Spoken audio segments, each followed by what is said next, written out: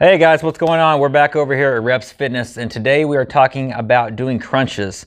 Sometimes people will complain of back pain when they're doing crunches, and the reason for that is oftentimes is because they're using their hip flexor muscles. And the hip flexor is actually composed of 5 muscles, just like the rotator cuff is composed of 4 different muscles. It's a complex of muscles, and the hip flexor muscle that we're speaking of primarily that gives us a problem is a psoas. And it's because that muscle connects from the upper part of the femur, the upper part of your leg bone, all the way through your abdomen and connects to all of the lumbar vertebrae. So if that muscle gets tight, it's going to be pulling on that lower back and it's going to give you the back pain. Well, the problem is when people do these crunches, a lot of times they'll use too much of that hip flexor to generate force just to bring their torso closer to their knees. And that's a real problem. That's making a tight hip flexor all the more tight and all the more problematic. Yeah. And so what we're going to do today is we're going to show you guys a technique of how you can deactivate those hip flexors by a process called, it's actually a technique in physiology, it's called reciprocal inhibition. And Chaz, just touch on kind of what that means. It's a fancy word, but it's a pretty simple concept. It's basically reciprocal inhibition refers to muscles working around a joint. Basically, so this muscle contracting while the other one relaxes. Exactly. So if we're talking about the hip flexor of course flexes the leg. So we want to actually activate the muscle on the other side, being the glutes and the hamstrings. So those are going to extend the leg.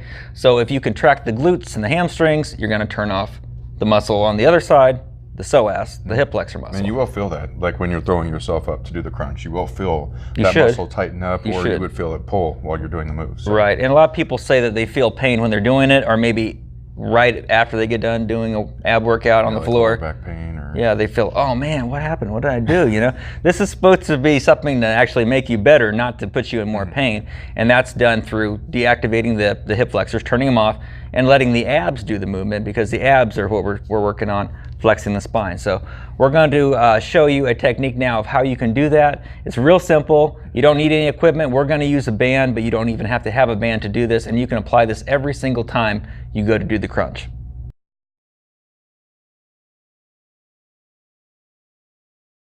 Okay, so we're set up down here on the floor, and what Chaz has got set up here is he has a band, and what he's going to do is he's actually has his feet wrapped in this band, and he's contracting his hamstrings as he's crunching. Now, if you'll note, he's not crunching all the way up. Go ahead and go all the way up like the military style, if you can. See, there, you can't even do it when you're in the band. But you don't need to worry about going all the way up. You just want to basically bring your shoulder blades up off of the mat. It's what you're focusing on. As long as you're clearing those shoulder blades off the floor, you're good. You're good because you're flexing. That's crazy, because usually you can even throw yourself up.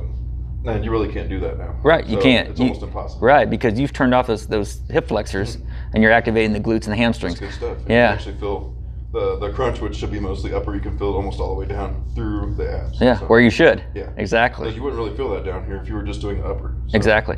And if you don't have a band, you don't even have to have a band. You just focus on digging your feet really firmly into the ground, contracting your glutes at the same time, and that will turn off the hip flexors. That's what we're trying to do here.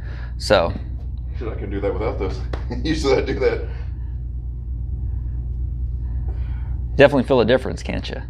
Oh yeah. Yeah, big. So you guys, if you guys are experiencing back pain when doing crunches, try this, see if it helps you out. I think it's going to help at the very least activate your abs a lot more, take those hip flexors out of it, and hopefully provide you a little bit more focus and attention where it should be, in your abs. All right, so hope you guys found this helpful. Again, if you did find this helpful, make sure you share. You feeling it? Yeah. Feeling the burn? Hell yeah. Awesome.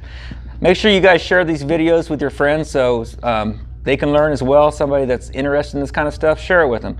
Let us know any topics you guys want us to make. We're glad to make sure that we address those and help you guys out with little fitness tips for free every single week. Yeah, and sometimes the smallest adjustments can make the biggest improvement on your workout or your exercise that you're doing. So couldn't agree more. Couldn't agree more. So you guys have a great week. We'll see you later.